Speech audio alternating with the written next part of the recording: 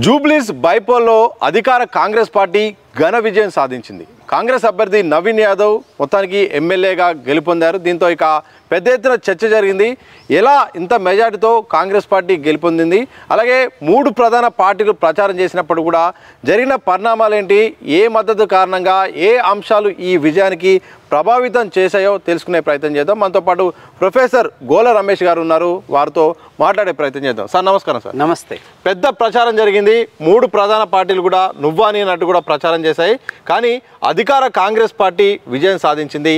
ఈ విజయం వెనుక ఏ అంశాలు కారణమయ్యాయి? అయితే సతీష్, ఒక రకంగా ఇది కాంగ్రెస్ పార్టీకి ఊహించినటువంటి విజయం అని చెప్పొచ్చు. ఎందుకంటే వాళ్ళు కూడా ఇంక్లూడింగ్ రేవంత్ రెడ్డి గారు కూడా 10,000 ఓట్ల వరకు మాకు మెజారిటీ రావచ్చు అని చెప్పారు. కానీ 25,000 మెజారిటీ తోటి కాంగ్రెస్ ఘన విజయం సాధించింది. దీనికి ప్రధానంగా మనం 4 కారణాలు చెప్పుకోవచ్చు. ఇంకొక 6 కారణాలు కూడా వాటికి తోడైనాయని చెప్పుకోవచ్చు. ఇక్కడ జాగ్రత్తగా మీరు గమనించండి. 2014లో కొత్త రాష్ట్రం ఏర్పడినప్పుడు భయంకరమైనటువంటి తెలంగాణ ఉద్యమం యొక్క ఉధృతిలో అనేక పార్టీలు కొట్టుకుపోయాయి ఆ రోజు తెలంగాణలో.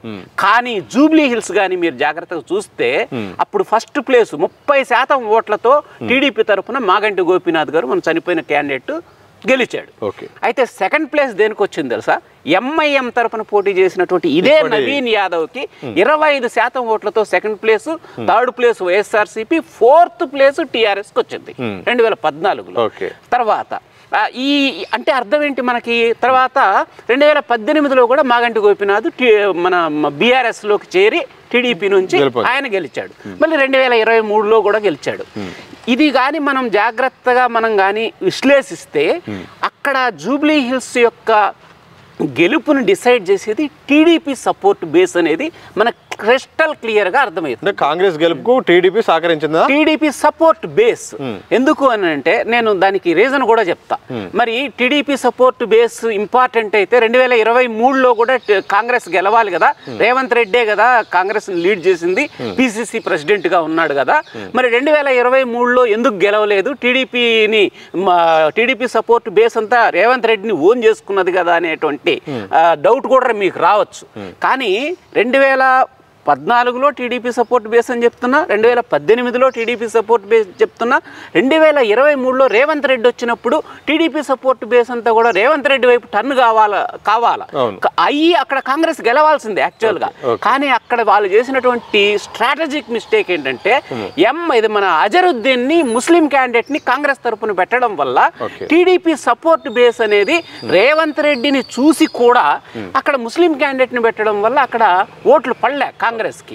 అందుకే 35% దగ్గర ఆగిపోయింది. 44% తోటి టీడీపీ క్యాండిడేట్ గా మళ్ళీ మాగంటి గోపీనాథే టీడీపీ సపోర్ట్ ఓన్ చేసుకోవడం వల్ల గెలిచినటువంటి పరిస్థితి వస్తుంది. కానీ ఈసారి ఏమైంది చూడండి, నవీన్ యాదవ్ని క్యాండిడేట్ గా పెట్టారు. నవీన్ యాదవ్ని క్యాండిడేట్ గా పెట్టి ఎంఐఎం తప్పుకున్నది, తను పోటీనే చేయలే. అదేవిధంగా కాంగ్రెస్ కు సపోర్ట్ చేసింది, అదొక పెద్ద కారణం. అదే విధంగా అజరుద్దీన్ మొన్న అసెంబ్లీ ఎలక్షన్స్ లోనే 35% ఓట్ షేర్ తోటి ఓడిపోయాడు. అతనికి మినిస్టర్ పదవి కూడా ఇచ్చారు. అంటే ఆ నియోజకవర్గంలో అజరుద్దీన్ లాస్ట్ టైం బాగా ప్రచారం చేసి తిరగడం వల్ల మైనారిటీలకి దగ్గరయ్యాడు బాగా. సో మైనారిటీలకు దగ్గరైనప్పుడు అరే నేను వెళ్ళగలిగేటువంటి ఒక క్యాండిడేట్ మినిస్టర్ అయ్యాడు అనే ఒక ఫీలింగ్ మైనారిటీస్లో ఆ ఓన్నెస్ వచ్చింది. ఆ ఓన్నెస్ రావడం వల్ల మైనారిటీస్ జనరల్గా బీఆర్ఎస్ కి ఒక మంచి స్ట్రాంగ్ సపోర్ట్ అయినప్పటికీ కూడా ఏదైతే ఈ నవీన్ యాదవ్ని చూజ్ చేసుకోవడం ద్వారా, ఎంఐఎం సపోర్ట్ చేయడం ద్వారా, అజరుద్దీన్కి మినిస్టర్ ఇచ్చి లాస్ట్ టైం ఓడిపోయాడనేటువంటి ఒక ఫీలింగ్ ఉండడం ద్వారా మైనారిటీ బేస్ అంతా కూడా ఈ నవీన్ యాదవ్కి షిఫ్ట్ అయింది. అదొక గ్రేట్ పరిణామం. రెండవ కారణం ఏంటి అంటే నవీన్ యాదవ్ని సెలెక్ట్ చేయడం కూడా క్యాండిడేట్ గా చాలా వ్యూహాత్మకంగా కాంగ్రెస్ వ్యవహరించిందని చెప్పొచ్చు. ఎందుకు అనంటే నేను చెప్పాను 2014లో మాగంటి గోపీనాథ్ టీడీపీ తరఫున గెలిచాడు 30% ఓట్ షేర్ తోటి. అదే సెకండ్ ప్లేస్లో ఎవరున్నారు తెలుసా? జనరల్గా ఎవరుంటారు? బీఆర్ఎస్, టీఆర్ఎస్ ఉండాలి, ఎందుకంటే తెలంగాణ ఉద్యమం కదా. కానీ సెకండ్ ప్లేస్ ఎంఐఎంకి వచ్చింది. అక్కడ Naveen Yadav candidate 25% vote share వచ్చింది అక్కడ. అంటే ఈ మైనారిటీ ఓటర్స్ కూడా నవీన్ యాదవ్ని ఓన్ చేసుకున్నటువంటి పరిస్థితి ఉంది. అదేవిధంగా నవీన్ యాదవ్కి 2018లో ఇండిపెండెంట్గా పోటీ చేస్తే 18,000 ఓట్లు వచ్చాయి 2018లో. అంటే ఆ యొక్క జూబ్లీ హిల్స్లో ఒక స్ట్రాంగ్ హోల్డ్ ఉంది నవీన్ యాదవ్కి. సో ఆ నవీన్ యాదవ్ని క్యాండిడేట్గా సెలెక్ట్ చేయడం ద్వారా మైనారిటీస్లో విపరీతమైనటువంటి సపోర్ట్ బేస్ ఈ కాంగ్రెస్కి రావడం జరిగింది, బీఆర్ఎస్ని వదిలేసి. అందుకనే మీరు చూడండి, రహమత్ నగర్లో విపరీతమైనటువంటి మెజారిటీ వచ్చింది. రహమత్ నగర్లో ముస్లిం పాపులేషన్ ఎక్కడైతే ఉందో అక్కడ విపరీతమైనటువంటి మెజారిటీ కాంగ్రెస్కి కట్టబెట్టారు. సో ఎంఐఎం అనేది వెనక్కి సపోర్ట్ చేయడము, ఫ్రేలో అంటే కంటెస్ట్లో లేకపోవడము, అదేవిధంగా అజరుద్దీన్కి ఎంతో మినిస్ట్రీ పదం ఇవ్వడం వల్ల లాస్ట్ టైం ఓడిపోయాడు, మనకు తెలిసిన క్యాండిడేట్ అని మైనారిటీస్ ఓన్ చేసుకోవడము, అదేవిధంగా ఈ నవీన్ యాదవ్కు ఉన్నటువంటి మొదటి నుంచి ఈ ముస్లిమ్స్లో ఉన్నటువంటి పట్టు, ఆయన ఇండిపెండెంట్గా కూడా గెలిచి 18,000 ఓట్లు సాధించినటువంటి ఈ క్రమంలో ఈ ఫ్యాక్టర్స్ అన్నీ కూడా నవీన్ యాదవ్ గెలుపుకి దోహదపడ్డాయి. ఇది important factor. TDP support base, minority ఓటర్స్ని మనం ఎంఐఎం కంటెస్ట్లో లేకపోవడం వల్ల అదొకటి. ఈ రెండు మేజర్ ఈ 20 గెలవడానికి. థర్డ్ ఇంకొకటి ఇంపార్టెంట్ ఏంటి అని అంటే, ఇప్పుడు మీకు జూబ్లీ హిల్స్లో సినీ రంగ కార్మికులు చాలా ఎక్కువ, స్లమ్స్లో మీకు తెలుసుగా.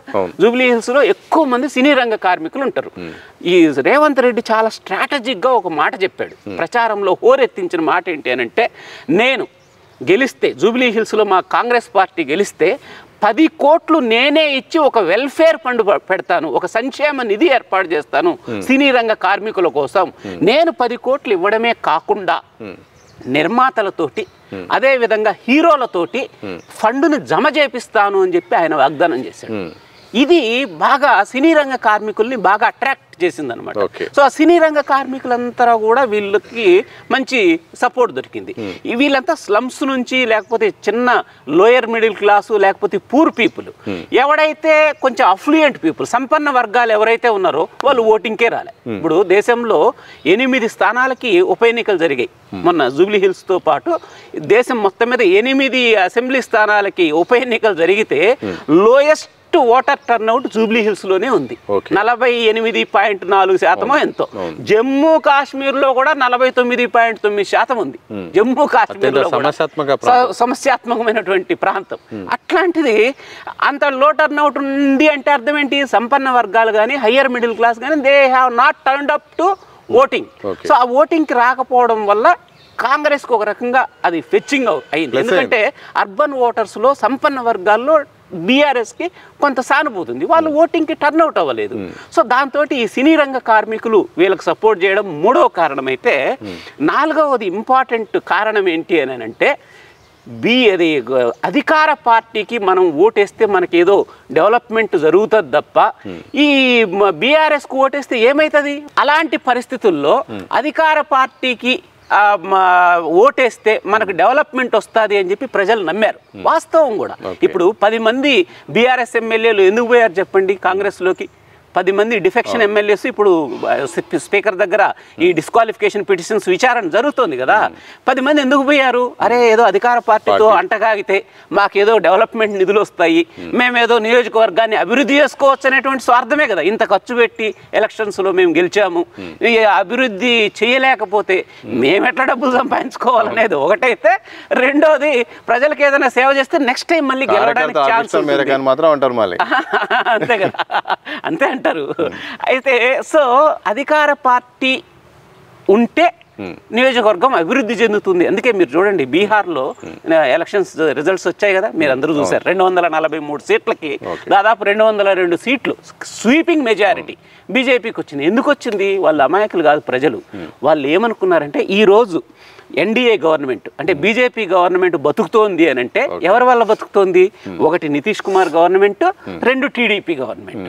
సో నితీష్ కుమార్ గవర్నమెంట్ ఓడిపోయింది అనుకో, బీహార్కి నిధులు వస్తాయా? ఎందుకు అనంటే బీజేపీ గవర్నమెంట్ నితీష్ మీద డిపెండ్ అయింది కాబట్టి విపరీతమైన నిధులు బీహార్కి వస్తున్నాయి. ఒకవేళ నితీష్ కుమార్ని ఓడిపోయినాడు అనుకో, ఆ నిధులు వచ్చేటువంటి పరిస్థితి ఉండదు కదా. అందుకనే ప్రజలు చాలా తెలివిగా అక్కడ ఎన్డీఏకి థంపింగ్ మెజారిటీ ఇచ్చారు. సో అంటే అధికార పార్టీ ఉంటేనే అభివృద్ధికి మార్గమం సుగమం అవుతుంది అని ప్రజలు నమ్ముతున్నారు.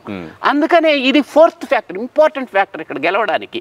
ఈ 4 కారణాలు కాకుండా ఇక సానుభూతి అంటారా మీరు? నిజంగా సానుభూతి గురించి అడుగుతాను సార్. వాస్తవంగా ఉప ఎన్నిక వచ్చిందంటే అక్కడ మరణించిన కారణంగా వస్తే ఆ కుటుంబానికి టికెట్ ఇవ్వడము, ఎన్నికల్లో పోటీ పెట్టడం కూడా జరుగుతుంది. కొంతకాలంగా కొంతమంది గెలుస్తున్నారు, ఓడిపోతున్నారు. సో చివరిసారిగా కంటోన్మెంట్ జరిగినప్పుడు కూడా బీఆర్ఎస్కు నష్టమే జరిగింది.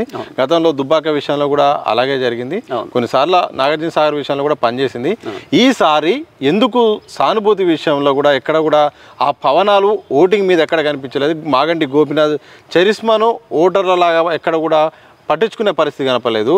ఎట్లా చూస్తారు దాన్ని? అంటే సతీష్, కరెక్ట్గా ఈ సానుభూతి ఎందుకు పని చేయలేదు అని అంటే దానికి ఒకటే రీజను, అందరికీ తెలిసిన రీజన్ ఏంటి అని అంటే మాగంటి గోపీనాథ్ గారి భార్య మీద చుట్టుకున్నటువంటి వివాదం.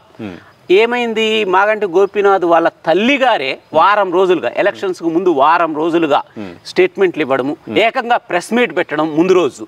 ఏంటి ఇది? కేటీఆర్ మా అబ్బాయి చనిపోయిన తర్వాత వ్యవహరించిన తీరు అస్సలు బాగోలేదు. అదేవిధంగా మాగంటి గోపీనాథ్ గారు రెండవ భార్య, ఇప్పుడు క్యాండిడేట్ ఎవరైతే మాగంటి సునీత్ ఉన్నారో ఆమె మొదటి భార్యను కానీ మొదటి భార్య కొడుకుని కానీ వాళ్ళని ఏమాత్రం అలౌ చేయలేదు. ఆస్తుల గురించి అనట్లే, ఆమె చాలా మెచ్యూర్డ్గా మాట్లాడింది. ఆస్తుల గురించి నేను అడగట్లేదండి, ఒక ఐడెంటిటీ కోసం మేము అడుగుతున్నాము అని చెప్పానంది. సో ఆమె ఏదైతే కేటీఆర్కి అగైనెస్ట్గా ఈ క్యాండిడేట్కి అగైనెస్ట్గా మాట్లాడిందో ఆ సానుభూతి కాస్త ఆఫ్సెట్ అయిపోయింది. ఆ ఉన్న సానుభూతి కాస్త స్ప్లిట్ అయిపోయి ఆ తప్పు సానుభూతి అనేది ఎక్కడ పనిచేయలేదండి. ఎందుకు అనంటే కేవలం ఈ మాగంటి గోపీనాథ్ వాళ్ళ మదరు, అంత పెద్ద ఆమె 80-90 సంవత్సరాల ఆమె వచ్చి ఓపెన్గా ఆమెకి అగైనెస్ట్గా మాట్లాడడం వల్ల సానుభూతి అనేది 1%. అంత సీరియస్గా ఎన్నికల ప్రచారం జరుగుతుంటే కుటుంబం సడన్గా వచ్చి అట్లా వ్యాఖ్యలు చేసిన నేపథ్యంలో అప్పటికప్పుడే ఓటర్లు ఆ అంశాన్ని పట్టించుకుని ఓటింగ్ చేసే పరిస్థితి ఉంటుందా? ఎందుకు లేదు సతీష్, 3 రోజుల్లో మారిపోయింది. నీకు జూబ్లీ హిల్స్ ఎలక్షన్స్ కానీ చూస్తే ప్రీ పోల్ సర్వేలన్నీ కూడా బీఆర్ఎస్కి ఎడ్జ్ ఉంది అని చెప్పాయి. కానీ రాను కరెక్ట్గా 3 రోజుల ముందు కంప్లీట్గా కాంగ్రెస్ వైపు ట్రాన్స్ఫార్మ్ అయిపోయింది. సో ఈ ఫ్యాక్టర్స్ అన్నీ కూడా అందులో ఇమిడి ఉన్నాయి. ఆమె వాళ్ళ మదరు ఇచ్చినటువంటి స్టేట్మెంట్ ఇదంతా కూడా ఆ మాగంటి గోపీనాథ్ యొక్క వారసత్వాన్ని సునీత ఓన్ చేసుకోలేకపోయింది. ఆ సానుభూతిని ఎన్కాష్ చేసుకోవడంలో బీఆర్ఎస్ విఫలమైంది. కాంగ్రెస్ ఆమెతోటి ప్రెస్ మీట్ పెట్టి ఇవంతా చేయడంలో వాళ్ళు సక్సెస్ అయ్యారు. సో ఇదొక రీజన్ సతీష్. ఇది కాకుండా ఇంకొక ఏంటి అని అంటే అంతో ఎంతో ఇప్పుడు రాష్ట్రం మొత్తం మీద కాంగ్రెస్ మీద మంచి అభిప్రాయం అయితే లేదు. ఇది ఒప్పుకున్నా నిజం. అయినా సరే కొంత ఉపయోగపడింది ఏంటి అని అంటే జూబ్లీ హిల్స్లో ఈ స్లమ్స్ ఎక్కువ ఉండడం వల్ల వాళ్ళకి సన్న బియ్యం రావడం, అదేవిధంగా రేషన్ కార్డులు కొత్తగా రావడం, అదేవిధంగా 200 యూనిట్ల గృహజ్యోతి ఎలక్ట్రిసిటీ, ఈ మన గ్యాస్ సబ్సిడీ, ఫ్రీ బస్సు, ఇట్లాంటివి ఒక రిపోర్ట్ ప్రకారం 45,000 మంది బెనిఫిషరీస్ ఉన్నారట ఈ రేషన్ కార్డులు, ఈ గృహజ్యోతి ఇవి. ఇంకొక రిపోర్ట్ ప్రకారం 1,00,000 మంది ఆ నియోజకవర్గంలో ఈ సంక్షేమ పథకాల వల్ల బెనిఫిషరీస్ ఉన్నారట. సో అది కొంతవరకు వర్కౌట్ చేసింది. అదేవిధంగా ఈ రేవంత్ రెడ్డి గారు జూబ్లీ హిల్స్ ఎలక్షన్స్ రాక మునిపే 200 కోట్ల రూపాయలు మీకు కేటాయిస్తున్నాను అని చెప్పి 200 crores అలకేట్ చేయడం కూడా జూబ్లీ హిల్స్ కోసం అని చెప్పి, అది కూడా అరే ఎలక్షన్స్ రాక మునిపే 200 కోట్లు వచ్చినాయి, రేపు పొద్దున్న గెలిస్తే ఈ కాంగ్రెస్ని గెలిపిస్తే మనకు నిధులు వస్తాయి అనేటువంటి అదొక ఫ్యాక్టర్ కూడా పనిచేసిందని చెప్పొచ్చు. అదే ఇటు బీఆర్ఎస్ అయినా బీజేపీ అయినా ఒక అంశాన్ని పదే కూడా మాట్లాడుతుంది. ఏ సీఎం కూడా గతంలో ఈ తరహా ప్రచారం చేయడం ఏంటి, ఒక బైపోల్కు వారం రోజుల పాటు షెడ్యూల్ పెట్టుకోవడం ఏంటి, చివరి నిమిషంలో ప్రచారం చేస్తారు. కానీ సీఎం ఈ స్థాయిలో వచ్చిన తర్వాత ఎన్నికల్లో ప్రభావం చూపదాగా మరీ ఒక గెలుపు కోసం ఇంత దారుణంగా దిగజారాలంటూ కూడా విమర్శలు చేస్తారు. నిజంగా సీఎం ప్రచారం కానీ ఆయన మాటలు కానీ ఎట్లా పనిచేస్తారు? ఇప్పుడు నీకు ఎవరు ప్రచారం చేస్తే ఎందుకు, నువ్వు గెలవడం ఇంపార్టెంట్. వాళ్ళు ఇన్ని రోజులు చేయాలి, అన్ని రోజులు చేయకూడదు, ఇవన్నీ ఎవరు డిసైడ్ ఎందుకు డిసైడ్ వాళ్ళ ఇష్టం అండి. ఇప్పుడు రాబోయే జిహెచ్ఎంసీ ఎలక్షన్స్ ఉన్నాయి, లోకల్ బాడీ ఎలక్షన్స్ ఉన్నాయి. కాంగ్రెస్ పరిస్థితి అంత బాగోలేదు. దీన్ని ప్రతిష్టాత్మకంగా తీసుకొని దీంట్లో గెలిపించుకుంటే రేపు పొద్దున జిహెచ్ఎంసీ ఎలక్షన్స్లో వాళ్ళకి కొంత అడ్వాంటేజ్ ఉంటుంది, ఎడ్జ్ ఉంటుంది అని అందరికీ తెలిసిన విషయమే. మరి దాన్ని అదే విధంగా రేవంత్ రెడ్డి గారి యొక్క పరిస్థితి కూడా అంత బాగోలేదు. హైకమాండ్ దగ్గర కొంచెం ఆయన గ్రాఫ్ తగ్గింది. సో ఇలాంటి పరిస్థితుల్లో ఈ సీటు గెలవడం ద్వారా ఒక ఊపిరి పీల్చుకున్నట్లు రేవంత్ రెడ్డికి అవుతుంది. కాబట్టి న్యాచురల్గా ఆయన ప్రచారం చేసుకుంటాడు. ఆయన ఇన్ని రోజులే చేయాలి, అన్ని రోజులు చేశాడు, అట్లా చేయకుండా ఉండాల్సింది అవన్నీ కాదు కదా. అధికార పార్టీలో ఉన్నప్పుడు అర్ధబలం, అంగబలం అన్నీ వాడతారు. అవన్నీ తట్టుకొనే నువ్వు పోల్ స్ట్రాటజీని చేసుకోవాలా. అవన్నీ ఇప్పుడు 50 బూతుల్లో బీఆర్ఎస్కి ఏజెంట్లే లేరని చెప్పి రిపోర్ట్స్ వచ్చాయి. 407 బూతుల్లో 50 బూతులలో ఏజెంట్లే లేకుండా అయిపోయింది అని అన్నారు. ఎందుకు ఏజెంట్లే లేకపోయారంటే బెదిరించారు కాంగ్రెస్ వాళ్ళు. ఇవన్నీ బీఆర్ఎస్ ఉన్నా జరుగుతాయి, కాంగ్రెస్ ఉన్నా అన్ని శక్తులు ఒడ్డుతారబ్బా. నువ్వు అట్లా చేసావు కాబట్టి గెలిచావు, ఇట్లా చేసావు గెలిచామా లేదా అనేదే ఇంపార్టెంట్ తప్ప రేవంత్ రెడ్డి వారం రోజులు ప్రచారం చేశాడు కాబట్టి చేస్తారు డెఫినెట్గా. వాళ్ళకి it is an oxygen for Congress party ఈ సీటు గెలవడం అనేది. సార్, ఈ గెలుపు ద్వారా సీఎం రేవంత్ రెడ్డికి ఇటు క్యాబినెట్లో అలా ఇటు కేంద్రం దగ్గర అంటే అధిష్టానం దగ్గర కూడా తన పట్టు నిలుపుకొని మరింత బలంగా తయారయ్యే అవకాశం ఉందా? తప్పకుండా ఉంది. రేవంత్ రెడ్డి గారికి ఆ హెజిమోనీ అంటారు, పొలిటికల్ హెజిమోనీ పార్టీలో ఆయనకు ఒక ఆధిక్యత, ఒక పట్టు నిలుపుకునేటువంటి శక్తి సామర్థ్యాలని తప్పకుండా ఈ జూబ్లీ హిల్స్ ఎలక్షన్ అనేది డెఫినెట్గా ఇచ్చింది. మొన్న కంటోన్మెంట్ కావచ్చు, లేకపోతే ఇప్పుడు జూబ్లీ హిల్స్ ఎలక్షన్స్ కావచ్చు, డెఫినెట్గా అది ఉపయోగపడుతుంది రేవంత్ రెడ్డికి. సో బీఆర్ఎస్ కానీ బీఆర్ఎస్ వర్కింగ్ ప్రెసిడెంట్ కానీ అన్నీ తానే ఒక రకంగా అభ్యర్థి నేనన్నట్టుగా కూడా ప్రచారం చేశారు, అన్ని వ్యూహాలను కూడా అమలు చేశారు. ఒక పదాన్ని ఎక్కువగా ఉపయోగించారు. 2 ఏళ్ల పాలనకు, 20 నెలల పాలనకి ఇది ఒక రెఫరెండం అంటూ కూడా అది ఆయన స్టేట్మెంట్ ఇచ్చారు. ఈ నేపథ్యంలో ఇటు బీఆర్ఎస్ ప్రచార తీరుపైన, అలాగే వాళ్ళ ప్రచారంలో మాట్లాడిన ఆరోపణలపైన, సోషల్ మీడియా పైన కూడా ఏం చెప్తారు? ఇప్పుడు నన్ను అడిగితే కేటీఆర్ గారు అన్ని తానై వ్యవహరించారబ్బా. దెబ్బతీయడానికి కారణం కూడా అదే నా అభిప్రాయం. ఎందుకు అనంటే కేసీఆర్ రావాలా. ఇప్పుడు ఎందుకు 2023లో మొన్న అసెంబ్లీ ఎలక్షన్స్లో టీఆర్ఎస్ ఓడిపోయిందంటే ఒక్కటే మెయిన్ రీజన్ అన్నిటికంటే కూడా కేసీఆర్ యొక్క ఒక రకమైన మొండితనము, అహంకారపూరితమైనటువంటి వైఖరి అని చెప్పొచ్చు. ఎందుకు అనంటే 25 నుంచి 30 మంది సిట్టింగ్ ఎమ్మెల్యేలు ఓడిపోతారు అని ప్రపంచమంతా కోడై కూసింది. ప్రొఫెసర్ నాగేశ్వర్ గారు 6 నెలల ముందే నా దగ్గర రిపోర్ట్ ఉంది, కనీసం 25 నుంచి 30 మంది ఎమ్మెల్యేలు ఓడిపోతారని చెప్పారు. అందరూ చెప్పారు. మా దగ్గర కొత్తగూడెంలో వనమా వెంకటేశ్వరరావు అనే క్యాండిడేట్ వాళ్ళ అబ్బాయి ఒక లేడీకి సంబంధించి పెద్ద ఆరోపణ వచ్చింది, సూసైడ్ చేసుకుంటే అట్లాంటి వాడికి టికెట్ ఇస్తారండి? ఇంత చిన్న పిల్లవాడిని కొత్తగూడెంలో అడిగినా వనమా వెంకటేశ్వరరావు ఈసారి గెలుస్తాయంటే గెలవరు అని అన్నారు. అతనికి టికెట్ ఇచ్చారు. ఇట్లా చెప్పుకుంటూ పోతే ఓడిపోతారని తెలిసి కూడా ఆయన టికెట్లు ఇచ్చాడు. అలాంటి అహంకారపూరిత ధోరణితోటే ఇప్పుడు కూడా కంటోన్మెంట్ ఎలక్షన్స్లో ఆయన ప్రచారం చేయలేదు, ఇప్పుడు కూడా జూబ్లీ హిల్స్ ఎలక్షన్స్లో కూడా ప్రచారం చేయలే, కనీసం స్టేట్మెంట్ కూడా ఇవ్వలే. ఇప్పుడు కేసీఆర్ని చూసే విధానం వేరు, కేటీఆర్ని చూసేటువంటి విధానం వేరు. కేసీఆర్కి మైనారిటీల్లో మంచి పట్టు ఉంది, ఆయనకు ఒక అప్పీల్, సోషల్ అప్పీలింగ్, ఒక మంచి సాఫ్ట్ అప్పీలింగ్ ఉంది. అది లేకుండా అయిపోయింది కదా. సో కేటీఆర్ ఒక్కడే మీదేసుకొని తిరిగి లేడీ వర్సెస్ రౌడీ అని ఒక టార్గెట్, వ్యక్తిత్వాన్ని టార్గెట్ చేసుకుంటూ మంచి అంశాన్ని గుర్తు చేశారు సార్. ఒక రౌడీకి ఓటేస్తారా? నవీన్ యాదవ్ రౌడీ, ఆ కుటుంబం రౌడీ, ఇక రౌడీజం కూడా మొత్తం కూడా జూబ్లీస్లో మొదలవుతుంది, ప్రజలను కూడా భయభ్రాంతులకు గురి చేస్తారు, ఆలోచించుకోండి అంటూ కూడా కేటీఆర్ కానీ అలాగే బీఆర్ఎస్ నేతలు కూడా అన్నారు. అది ఎవ్వరు కూడా ఓటర్లు పట్టించుకోలేదు. నిజంగా ఆ కామెంట్స్ ఏమన్నా తిరిగి బూమరంగ్ అయ్యాయా? ఈ చూడు సతీష్, ప్రజలు అంత అమాయకులు కాదబ్బా. ఇప్పుడు చాలా తెలివి మీరిపోయినారు ప్రజలంతా, especially urban voters. Hyderabad metro సిటీలో కేసీఆర్కి ఎంత హెల్ప్ చేసినాడు శ్రీశైలం యాదవ్, నవీన్ యాదవ్ వాళ్ళ నాన్న. మొత్తం కేసీఆర్కి ఆయనే కదా సపోర్ట్ చేసింది. ఆయనతోటి అంటగాగినంత కాలం శ్రీశైలం యాదవ్ చాలా మంచోడు అన్నారు. శ్రీశైలం యాదవ్ కొడుకు నవీన్ యాదవ్ రౌడీ షీటర్ అంటే నీ దగ్గర అయితే ఒక నీతి, వేరే వాళ్ళ దగ్గరికి వెళ్తే ఇంకో నీతి. ప్రజలు నమ్మరు. నువ్వు అట్లా రౌడీ రౌడీ రౌడీ అని అంటే రౌడీ అయితే అతనికి అన్ని ఓట్లు ఎందుకు వస్తాయి? 18,000 ఓట్లు 2018లో ఇండిపెండెంట్గా పోటీ చేస్తే ఎవరికైనా వస్తాయా?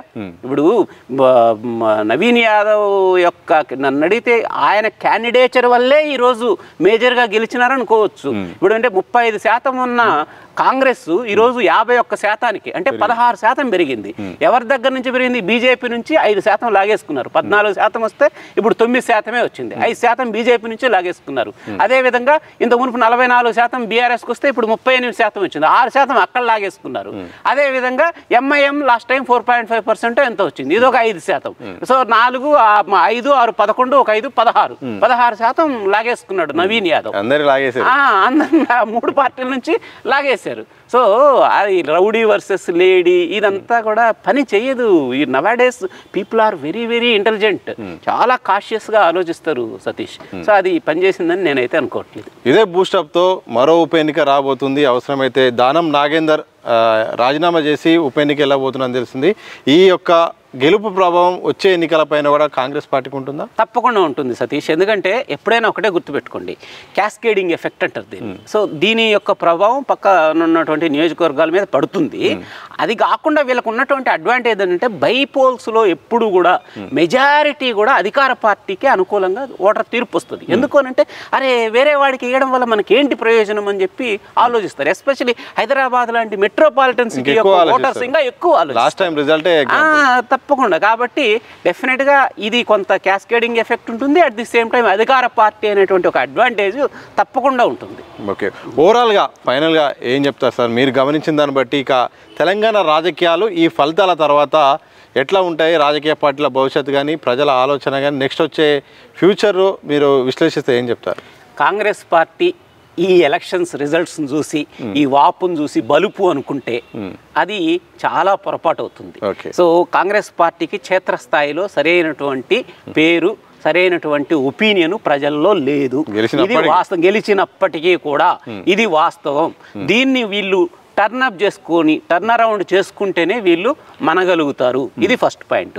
రెండోది, బీఆర్ఎస్ ఓడిపోయినా కూడా నైతికంగా గెలిచినట్లు అని నేను అనుకుంటున్నా. ఎందుకు అనంటే ఇన్ని రోజులు మనకి ఏమనుంది? కాంగ్రెస్ 3 సంవత్సరాల తర్వాత ఆల్టర్నేటివ్ బీఆర్ఎస్ఆ బీజేపీనా అనేటువంటి ఒక మీమాంసలో రాష్ట్ర ప్రజలంతా ఉన్నారు. ఈ రకంగా సెకండ్ ప్లేస్కి వచ్చి బీజేపీని మరీ 5%కి అదే 9%కి కట్టేలు చేసేయడం ద్వారా ఓట్ షేర్ని జూబ్లీ హిల్స్లో బీజేపీ ప్రత్యామ్నాయం కాదు అనేటువంటి ఒక సిగ్నల్స్ రాష్ట్ర ప్రజానీకానికి పోయినాయి.